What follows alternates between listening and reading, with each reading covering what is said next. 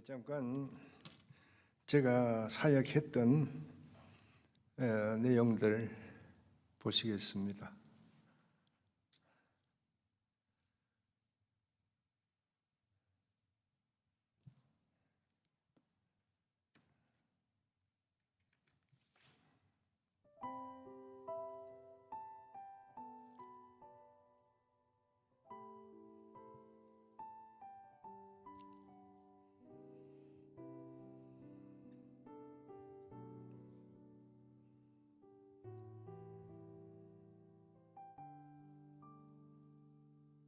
두만강을 건너와 양식을 구해가던 북한의 걷잡이 아이들, 주부들,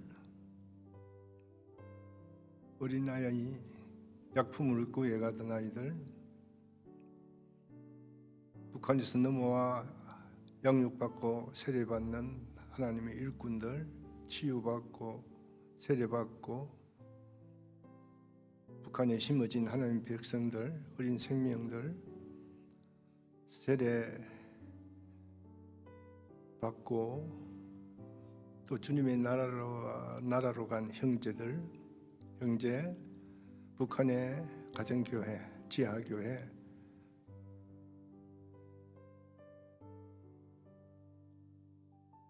저렇게 믿음 때문에 고문당하고 다리를 잃고 그러나 신앙을 지켰다고 하는 사람들, 고등학교 1학년 여학생 주님 앞에 기도하는 모습,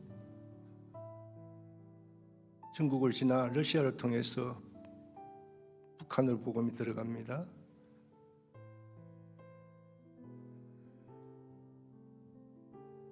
북한을 바라보는 작은 땅 크라스키노, 우리 민족의 또 지도자 안중근 의사가 운동했던 곳, 그리고 북한과 중국이 가까운 땅, 러시아에서 중국으로 들어가는 철로길입니다.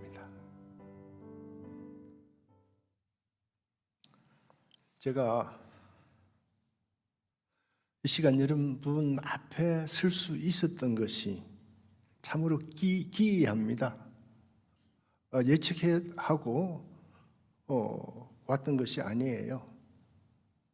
30여 년 만에 제가 영국에 처음 가서 섬겼던 캠브리지 미 공군부대의 가족, 그때는 20대 후반의 집사, 아직 첫 아들 아브라함이 나기 전에 저는 30대 후반의 담임 목사로서, 그리고 헤어져서 30여 년 동안 알지 못했는데 제가 CTS 방송에 나간 영상을 보고 작년에 연결해서 여기까지 또 여러분 앞에 서게 됐습니다. 저를 이 자리에 세워주신 우리 주님 아버지 하나님께 찬양합니다. 우리 담임 목사님, 몸전교회 교육자와 섬기시는 모든 직분자 장로님, 성도님들께 감사합니다. 오늘 아침 일찍 일어나서 그런 생각이 들어요. 인생은 마치 퍼즐을 맞추는 게임 같구나.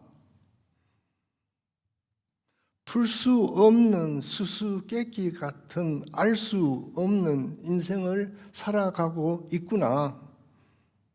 그런데 우리 모두가 하나님 앞에 있을 때 하나님께서 하나하나 맞추어서 아름답게 조합해 주시는구나.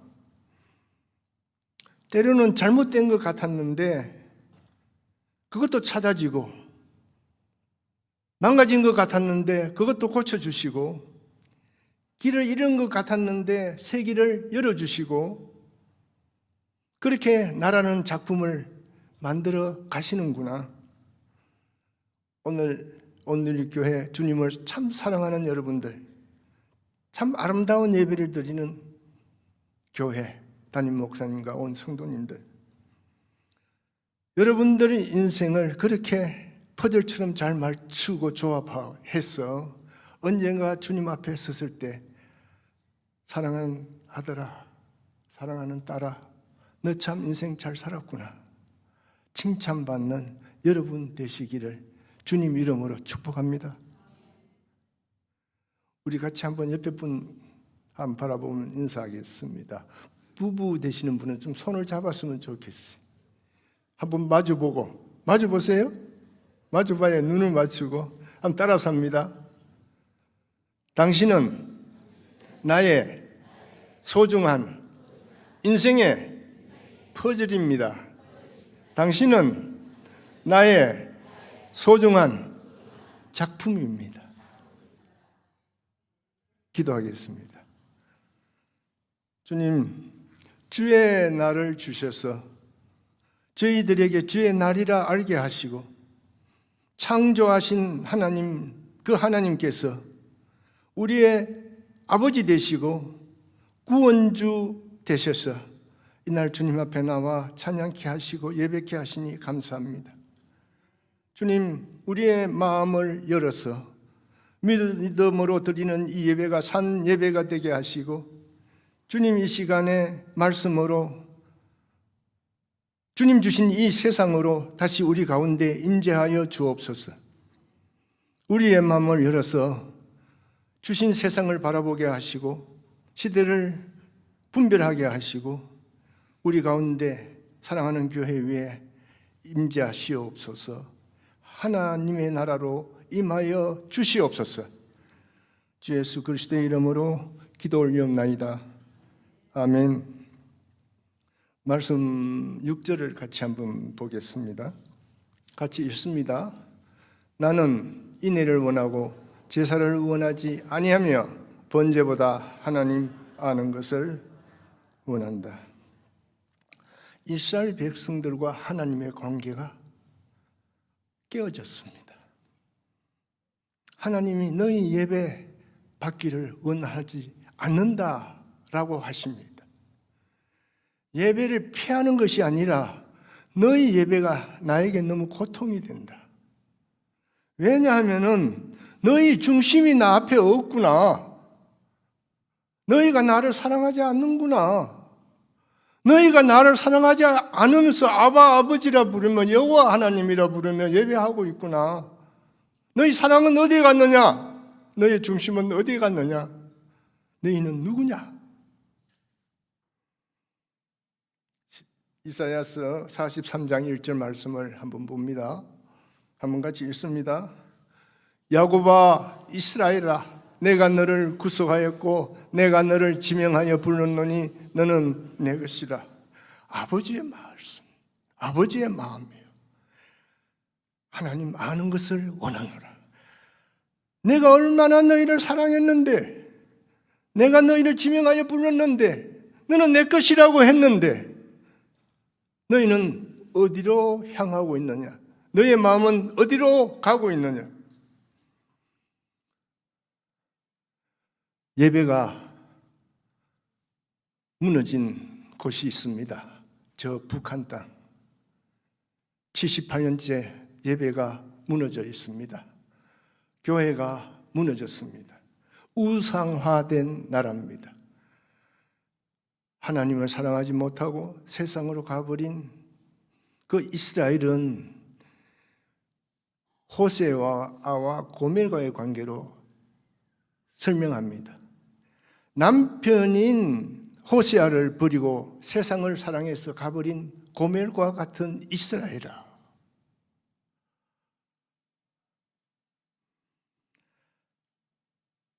우리는 이런 문화 속에 살면서 가장 번성했던 그 시대에 이스라엘 백성이 가장 타락했다. 너무 엄난하게 세상을 섬겼다. 여러분 마음에 주인은 누굽니까? 여러분 자신의 주인이 아닙니까?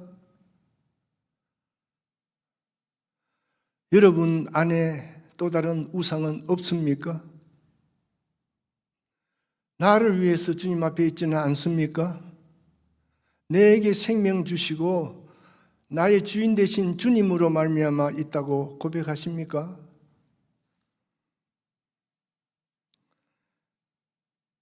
골로새서 3장 5절 말씀을 한번 같이 보겠습니다. 같이 한번 읽습니다. 그러므로 땅에 있는 지체를 죽이라. 곧 음란과 부정과 사욕과 악한 정욕과 탐심이니 탐심은 곧 우상 숭배니라. 우리 가운데 주님을 향한 마음이 없어지고 세상에 들어오면 내가 곧 주인이 되고 내가 우상이 되는 겁니다. 그러면은 내게 능력이 없어요. 내게 삶에 문제가 생겨도 나는 해결하지 못해요. 예수님께서 이 호세 아스를 직접적으로 해석하고 계십니다. 마태복음 9장 13절 말씀을 한번 대합니다. 같이 읽습니다. 너희는 가서 내가 긍휼을 원하고 제사를 원하지 아니하노라 하신 뜻이 무엇인지 배우라. 나는 의인을 부르러 온 것이 아니요 죄인을 부르러 왔노라 하시니라.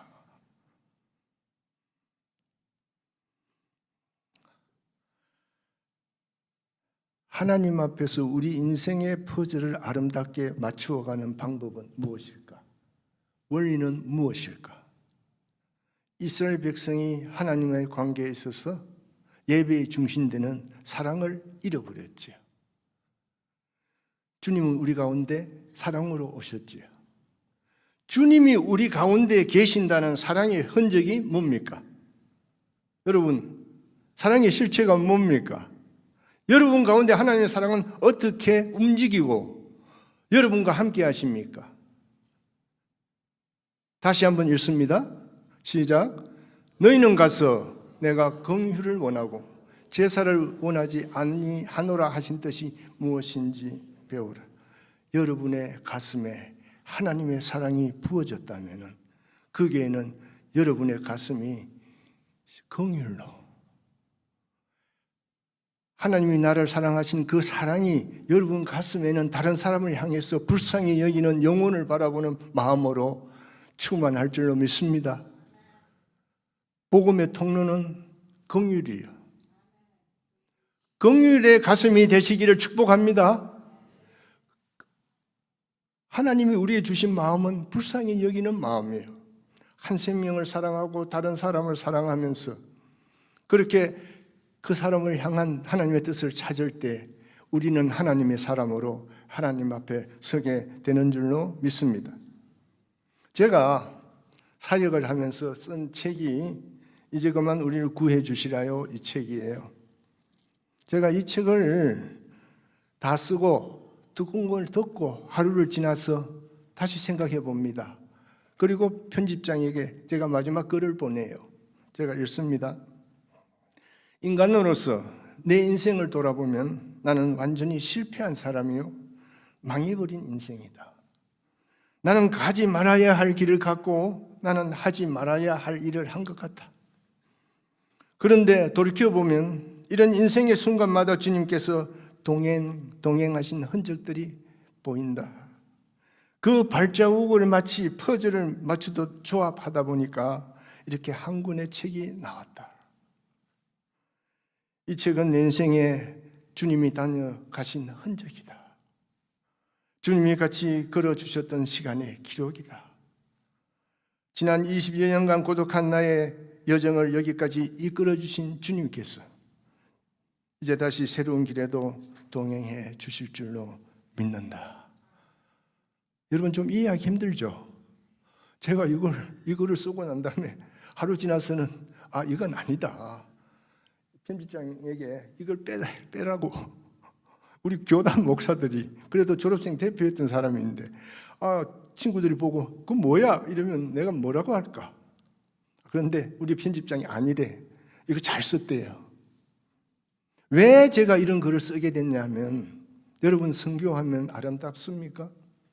선교하면 손을 들고 찬양이 나옵니까?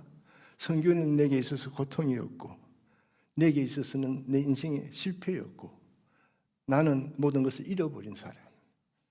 40대, 50대, 60대의 삶이 그랬습니다. 그 순간의 삶이 그런 것이 아니라 제가 아까 여러분 봤습니다만 중국에서 북한 사역을 하며 10만 평의 땅에 장애자, 노인, 고아들을 데리고 50여 명을 함께 데리고 살면서 런던에 제 집을 팔아. 저는 영국 시민권자예요. 팔아서 그 사람들과 살면서 저 북한 땅이 열릴 때까지 나는 여기 뼈를 묻겠다. 그렇게 생각했는데 시진핑 때 그걸 다 뺏겨버렸어요. 내 아무것도 없는 빈몸으로 한국에 나왔어요. 아무것도 없이 나온 그 나에게 너무나 한국은 심하게 상처를 줬어요. 교회가. 뭐냐면 그때 트럼프와 함께 김정은이 그 서로 러브 스토리가 가면서 정말 금방 한반도가 평화가 오고 통일이 될 것처럼. 그런데 내가 봤을 때는 북한은 하나도 변하지 않았는데, 내가 가르치고 세례준 사람들은 저기에서 여전히 옥에 갇혀 핍박을 당하고 있는데, 그런데 아무도 북한을 향한 마음들이 거의 보이질 않아. 내가 바쳤던 인생은 무엇일까? 내가 왜 이 길을 갔을까? 그러다 내가 마지막으로, 정말이에요, 마지막으로 내 사역 책 한 권 남기고 가야 되겠다.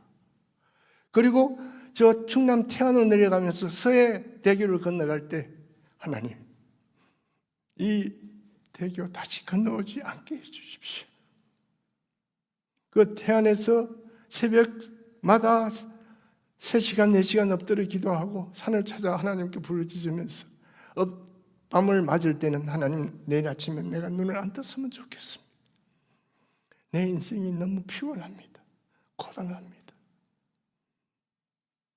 그런 가운데 이 책을 쓰고 방송에 나가고 2만 것까지 나가고 그러면서 믿는 하나님의 백성들이 생겨나 다시 두만강 라인을 만들고 러시아 라인을 만들기 위해서 2021년 4월 달에 서울로 자리를 옮겨서 이제 사역해야 되겠다. 그리고 이제 내가 저 러시아로 가서 북한으로 가는 길을, 거기 우리 일꾼들도 있으니까 다시 열어야 되겠다 했는데, 가기 1주 전에 티켓팅하고 다음 주 금요일 날 가는데 그 전 주에 제 목이 이상한 거야.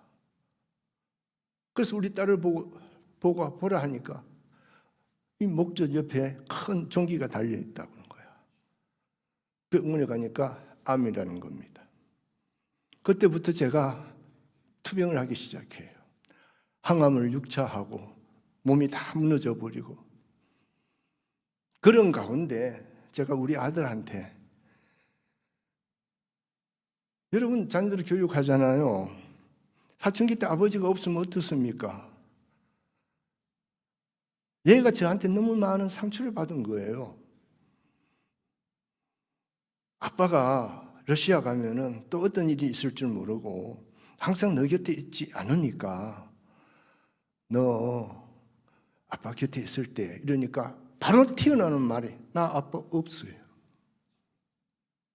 아빠는 일찍이 나를 떠났어요.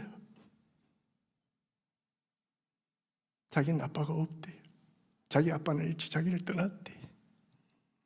사역에서 삶을 다 드리고 다 빼앗기고 한국 땅에 와서 아무도 환영해 주지 않는 사람, 내가 갈 길이 없어요.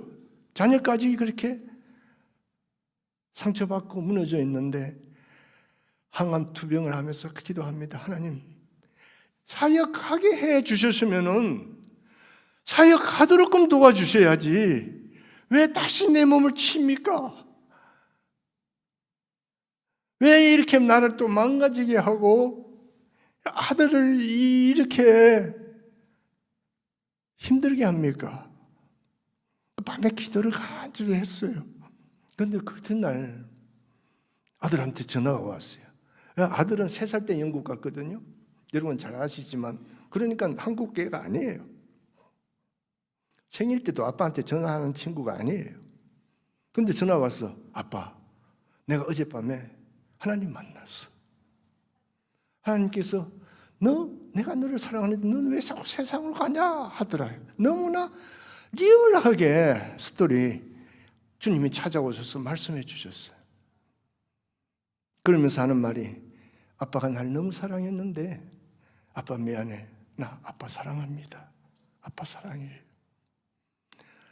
제가 그 암 투명을 하면서 하나님 앞에 물었어요. 왜 이렇게 하십니까? 같이 한번 따라서 할까요? 너는 내 것이라. 그거 하나요. 다시 너는 내 것이라. 그 사인을 주시는 거야. 그래서 오늘 제가 여러분 앞에 있습니다. 따라서 할까요? 너는 내 것이라. 그것으로 주님 앞에 서서 세상을 이기고 승리하는 온누리 교회 하나님 백성들 되시기를 축복합니다. 북한에 어떻게 복음이 들어가느냐? 나는 그래요. 별 걱정 다 한다. 네 믿음으로 기도했느냐? 네 믿음으로 섬겨봤느냐? 45년 분단된 이전의 북한, 언젠가 가서 거기다가 교회 건물 지어야지. 언젠가 통일이 되면 그때 가서 저 북한에다가 복음 전해야지. 그러면 78년 동안 하나님은 북한에 안 계셨습니까, 여러분? 우리가 축복받고 이 땅에 와서 삶을 이루고 살 때 북한에는 하나님이 없었습니까? 김일성 시대에 사회주의는 기독교와 같이 갈 수 없다고 교회를 다 무너뜨려 버렸어요. 한국 교회가 그렇게 기도하다가 이제는 북한에 교회가 있는가 시리에 빠질 때, 그때가 80년도 후반이에요. 그럴 때 하나님께서 저 북한을 치시고 북한에 재난을 주시고 문을 열어주셨어요. 제가 그 땅에 처음 들어갔을 때 무슨 생각이 들었는지 아십니까? 북한 사람들을 만나면서 한국 교회가 이렇게 기도하게 하셔서 문을 열어주셨구나. 맞습니다. 응답이에요. 그런데 사역하면서 제가 느낀 건, 내가 받은 깨달음은 하나님께서 저 북한 땅에서 믿음을 지키고 교회를 지키다. 순교당한 당신의 백성들, 목사와 장로와 권사와 집사와 하나님 백성들의 그 피의 기도를 하나님께서 잊지 아니하셨구나. 그래서 북한에 교회가 없다고 할 때 하나님께서 다시 저 땅을 여셔서 저 백성들이 두만강 압록강을 건너오게 하시고 복음이 다시 저 땅으로 들어가게 하셨구나. 어떻게 복음이 들어가는가? 한 가지만 말씀을 드릴게요. 저는 북한에 하나님 백성이 있다는 걸 여러분에게 증거하는 위트니스입니다. 제가 양식을 나눠주는 이 미국의 멀시코 인터내셔널 미국 정부 UN 존스 홉킨스 대학 기후 풍토 질병 연구하면서 98년부터 조선족 교회를 식량 배급 추소를 해서 북한에 넘어오는 사람들에게 식량을 나눠주면서 성경을 포함해서 줬어요. 그게 제가 한국 측, 유럽 측 책임자로 들어간 겁니다. 그 사람들 넘어와서 하나님의 말씀을 배우고 돌아가는 현장에 제가 있었습니다. 제가 말씀을 드리는 건 그 사람들이 거기서 복음을 받고 돌아가 그 땅에 다시금 하나님의 백성이 생겼다고 하는 것을 말씀을 드립니다. 어떻게 복음이 들어갔나? 한 번은 두만강 상류에 가서 찾아가서 보고 확인하고 지도하고, 두만강 상류에 숭순이라는 곳이 있어요. 두만강이 시작하는 곳에. 그곳에 갔더만 그 두만강 바로 숭순 밑에 작은 커브길 털어서 이렇게 강이 흘려서 돌아가는데 건너편에 북한 마주보고 있고 그냥 폴짝 뛰어가면은 넘어가는 그런 땅이에요. 근데 거기에 북한 사람이 넘어왔어요. 저 무산이라는 땅에서. 땅 간부야. 그런데 무슨 말을 하는가 하니까 그 집사님이 50대 후반의 집사님이, 여집사님이 선생님 잘 왔습니다. 이 사람이 학습을 받으러 왔대요. 아니 무슨 학습입니까 하니까 내가 때론 양식을 주고 약품을 줬는데 엄마라 불러요. 자기 친구들에게 나누어 주다가 너 어디서 갖고 왔니 하니까 처음에는 숨기다가 저 중국에 있는 교회 우리 엄마가 줬다. 기도하면서 줬다. 그래서 모두가 알게 된 거예요. 북한은 양식을 주는 자가 임자요, 주인이에요. 그러면 가서 너 좀 학습하고 와라. 어떻게 그들이 우리에게 양식을 줄 수가 있고 약품을 줄 수 있냐? 그게 누구냐? 학습을 하러 온 거예요. 그것뿐이에요. 믿음의 씨가 있는가? 저는 제자 훈련을 한 사람입니다. 조이부터 내비게이터, CCC 다 했어요. 믿음의 씨가 있는가 보니까 없는 겁니다. 예수님 이름으로 하는 기도도 할 줄 모르는 사람이에요. 그래서 제가 말했습니다. 여기서 하루에 한 번씩 차가 오고 가는 길입니다. 두만강 상류가 화룡시, 허룽시인데 그 시내까지는 2시간 반 걸려. 빅포장도로. 거기까지 갈 수 있겠냐? 차도에는 군인 검문소가 2개 있어서 못 가요. 그럼 산으로 갈 수 있겠냐 하니까 북한 같으면 내가 산을 타고 가겠는데 중국의 산은 내가 모릅니다. 그럼 못 간대. 그럼 못 가면 돌아가라. 그리고 거기에 있는 교회 담임 목회자, 승성교회 가서 그분과 얘기하다가 밤에 자는데 잠이 안 오는 거야. 내가 어떻게 아냐? 하나님이 보내신 아들인지 도무지 잠이 오지 않는 거야. 그래서 새벽에 일찍 일어나서 갔습니다. 가서 한번 기도하자. 집사님과 그 아들을 붙잡고 내가 사망의 음침한 골짜기로 갈지라도 주께서 나와 함께 하심이라. 기도하니까 이 형제가 아멘 하는 거예요. 그래서 제가 문제를 줬지요.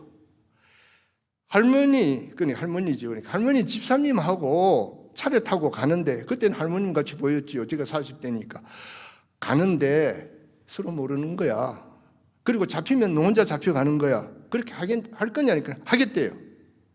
그러면은 이 말씀을 외워라. 그리고 계속해서 이 말씀을 외우면서 가라. 마음을 담대하게 하라. 그리고 지금 먼저 갔어요. 가서 양육한 그 지역 교회 전도사님 부부에게 다락방 하나 준비하라 하고 같이 기도하자. 아까 일부 예배 마치고 어떤 분이 그래요. 왜 그 사람을 내가 그랬거든요. 내가 젊은 사람 하나 죽였구나 이렇게 생각했다고 하니까 왜 그래 그 말씀을 했냐는 거예요. 잡히면 죽는 거니까. 내가 젊은 사람 하나 죽인 거 아닌가 그런 생각이 들더라고요. 그래서 간절히 기도했습니다. 그런데 한 3시간 만에 왔어요. 붙들고 가서 목욕탕에 먼저 갔습니다. 같이 목욕하고 옷 갈아입히고 다락방에 앉았어요. 쳐다보면서 내가 선생이다. 그러니까 그렇게 생각은 했는데 정말 선생님이십니까? 어떻게 왔냐 물어봤어요. 이미 차를 타니까 차에 변방 군인이라고 그럽니다. 군인들이 차를 타고 있더래요. 그러니까 어디 앉을 데가 없어서 살피고 있는데 앞에 장교가 앉았는데 장교가 손짓해서 자기 옆에 와서 앉으라고 하더래요. 그래 앉은 거예요. 그런데 2번 검수를 지나는 동안에 다른 사람들은 다 수색을 하는데 자기한테 와서는 묻지도 않더래. 장교 옆에 앉아 있으니까 그냥 파선 거야. 그뿐만 아니라 2시간 반 가는 동안에 북한에서 넘어온 사람 잡는 방법이 중국에서 중국말 시키는 거예요, 여러분. 그럼 금방 들통이 나요. 2시간 반 동안 한마디도 장교가 이 친구한테 묻지를 않더라. 지금도 하나님의 역사가 선교 현장에서 일어나고 있습니다. 그래서 이 친구를 데리고 왔는데 세상에 예수님 이름으로 기도한다는 것도 몰라요. 성경은 물론 몰라요. 어떻게 할까 하다가 주님 하십시오 하고 1:1 교재 있잖아요. 1:1 교재를 내놓고 우선 영접은 시켜야 되겠다 해서 다 쓰라고 했어요. 4시간 아닙니까? 다 쓰라고 했어요. 성경을 찾는 방법을 가르쳐주고. 나는 다리가 아파서 앉아 있을 수가 없는 거야. 그런데 이 친구가 시키면은 다 쓰고 암기할 때까지 일어나지를 않아. 세상에. 그래서 난 북한의 애들을 다 이러냐 이렇게 생각했지요. 야, 이게 이렇게 학습을 잘 받았나? 이렇게 똑똑하나? 그리고부터 시작을 했습니다. 하루하고 이틀하고 어떻게 됐던 것 같아요? 매일마다 벽이야. 매일마다 포기할 수밖에 없어. 그런데 매일마다 은혜야. 4박 5일 동안에 1:1 양육을 마쳤습니다. 할렐루야. 대답이 이렇습니까? 할렐루야. 그런데 문제가 생겼어요. 시험 과정이 있잖아요. 거기 와서 이 친구가 나를 물끄러미 쳐다보는 거야. 그러면서 하는 말이 목사님은 여기 있든지 한국 가면 그만이지만 내가 북한으로 돌아가면 내가 예수도 믿은 것이 발각되면 나와 내 친구들은 고문당합니다. 내가 당 간부이기 때문에 어떻게 고문하는지 다 압니다. 그럼 어떻게 합니까? 하는 거야. 여러분 같으면 어떻게 대답할 거예요? 어떻게 대답해 주실 거예요? 그러다가 고린도전서 10장 13절 시험에 나오는 주제 성경 구절이잖아요. 외우라 그랬습니다. 외우는 거예요. 하나님 믿보사 우리가 시험 당할 때 피할 길을 주신다. 아멘. 당하지 못한 시험은 허락하지 아니하신다. 믿느냐 하니까 이 친구가 아멘 하면서 너무도 밝은 얼굴로 어린 나이까지 쳐다보면서 목사님 그랬죠. 그땐 또 목사님 그랬지요. 그리고 세례를 베풀고 그 전도사님 부부 두고 성찬식을 하고 제가 보내면서 파송했습니다. 형제요, 당신은 조선인민민주주의의 인민일 뿐만 아니라 하나님 나라의 시민입니다.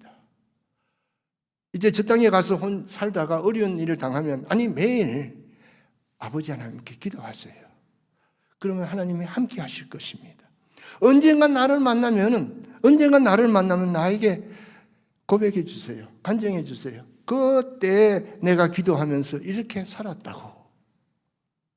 그런데 그 이후에 나는 한 번도 그를 만나지 못했습니다. 두만강 상류에서 하루에 30여 개 처소가 식량 배급 처소가 있었는데 그 건너편 북한 그 주변에서 오는 사람들이 적게는 30여 명 예수 믿고 세례 받고 또는 주님 이름을 아는 사람들이 30여 명, 많게는 300가정이 됐어요. 두만강변에 그들은 아무도 지금 살지 않습니다. 저 해산, 저 청진까지도, 함흥까지도 하나님의 사람들은 다 없어졌습니다. 김정은 시대가 그랬어요. 그들은 다 이미 순교당했습니다. 상당수가 순교당했습니다. 그리고 그들은 지금 옥에 갇혀 있습니다. 한 가지만 더 말씀을 드릴게요. 아까 여러분 봤습니다. 다리 잘린 사람. 그 사람은 허리가 디스크가 있어갖고 왔는데 그냥 약만 주고 기도해 줬는데 나았어요. 그래서 감사해서 식량 배급 일꾼이 된 거예요. 약품 나눠주고 하다가 결국은 전도자가 된 거 아닙니까? 잡혔어요. 수용소에 가야 되는데 아는 사람이 있어서 어디 갔냐면 교화소에 갔어. 교화소에 가서 왜 다리 잘렸냐 하니까 무슨 생각이 드는가 하면은 식사할 때마다 내가 기도하지 않으면은 하나님, 예수님 부인하는 것 같고 이러다가 내가 죽으면 천국 못 갈 것 같으래. 그래서 식사 때마다 눈을 뜨고 기도한 거야. 눈 감고 기도해도 되잖아요. 그것도 예수님 부인하는 것 같았어. 눈을 뜨고 기도한 거예요. 그러니까 눈 뜨고 기도하니까 얼마나 믿겠어요. 그건 자살행위야. 계속 맞은 거야. 저 피멍이 들리고 핏줄이 끊어지고 골마서 터지고 썩는 다리 계속 때리는 거야. 그때 뭐라고 얘기하는가 하니까 목사님 차라리 맞을 때는 괜찮은데 맞기 전에 때린다고 생각하니까 너무 힘들었습니다. 그럼 어떻게 됐느냐? 다리가 썩으니까 내보낸 거예요. 그 자른 거예요. 그러면서 저한테 얘기합니다. 같이 한번 따라서 할까요? 목사님, 내 다리는 잃었지만 나는 믿음은 지켰습니다. 제가 이렇게 말씀을 드리는 건 북한의 수용소에 죽음의 골짜기에 갇혀 있는 사람들은 믿음을 부인하지 않았기 때문에 거기에 갇혀 있습니다. 북한 예수 믿지 말라, 부인하라고 별짓을 다 합니다. 하면은 감형해주고 풀어줍니다. 예수를 믿는다는 것을 부인하지 않아서 옥에 갇혀서 지금도 죽어가는 사람들이 10여 만이 있어요. 이 미국의 언론 보이스 오브 아메리카 오픈도어스 7만 내지 11만. 저는 거기에 있었던 사람이니까 더 많은 사람이 옥에 갇혀 있어요. 왜? 북한에는 사상범이 없어요 이제는. 그런데 예수 믿는 사람들이 다 사상범이에요. 그들이 거기에 갇혀 있어요. 제가 여러분에게 말씀드리는 건 여러분 뭘 봅니까? 김정일이가 핵을 만들어서 김정은이가 위협하는 그걸 봅니까? 아니면 하나님께서 자기 백성들을 두고 기도하게 하시는 하나님의 군사를 보십니까? 하나님의 군대를 보시기를 바랍니다. 말씀을 대합니다. 야고보서 2장 13절 말씀을 보겠습니다. 같이 읽습니다. 긍휼을 행하지 아니하는 자에게는 긍휼이 없는 심판이 있으리라. 긍휼은 심판을 이기고 자랑하느니라. 자랑이 뭐예요? 이 긍휼이 삶을 극복한다는 거야. 이 사랑이 삶을 극복한다는 거예요. 이 사랑이, 긍휼이 우리의 삶의 문제를 해결한다는 겁니다. 하나님께서 우리에게 주신 그리스도 예수로 말미암는 사랑이 우리의 힘이 되고 우리의 능력이 됩니다. 다 사랑할 수 있는 분들이 되시기를 바랍니다. 사랑하며 사시기를 바랍니다. 사랑하며 살 때 우리의 삶이 아름답게 조합되어질 것입니다. 우리를 통해서 세상을 아름답게 만들어 가실 겁니다. 그 사랑의 흔적이 우리 가슴에 있으면 우리는 긍휼을 가지고 사는 사람이야. 누군가를 봐도 불쌍히 여길 줄 아는 마음, 그 영혼을 불쌍히 여겨서 기도할 줄 아는 사람, 한 영혼도 섬기려는 마음, 그게 얼마나 귀한가 붙들고 실험할 줄 아는 사람. 여러분 가운데 긍휼이 하나님의 복음의 통로가 되시기를 축복합니다. 히브리서 13장 3절 말씀을 대합니다. 같이 읽습니다. 너희도 함께 갇힌 것 같이 갇힌 자를 생각하고 너희도 몸을 가졌은즉 학대받는 자를 생각하라. 하나님의 계획은, 하나님의 나라는 복음을 통해서 우리 가운데 오십니다. 그리고 그 나라를 만들어 가십니다. 저 북한 땅에 하나님께서 당신의 백성들을 두고 기도하게 하고 계십니다. 하나님의 군대가 있습니다. 우리 이 땅에서도 온누리 교회에서도 하나님의 백성으로 하나님 앞에서 긍휼을 갖고 저 북한 땅 하나님의 백성들을 가슴에 품고 우리에게 주신 축복을 두려운 마음으로 하나님 앞에 엎드실 수 있기를 원합니다. 하나님의 역사가 우리의 마음을 통해서, 긍휼을 통해서 우리를 찾아오신 주님께서 우리를 통해서 가고자 하는 미래, 우리 민족의 미래, 새로운 시대를 향해서 가시기를 주님 이름으로 축원합니다.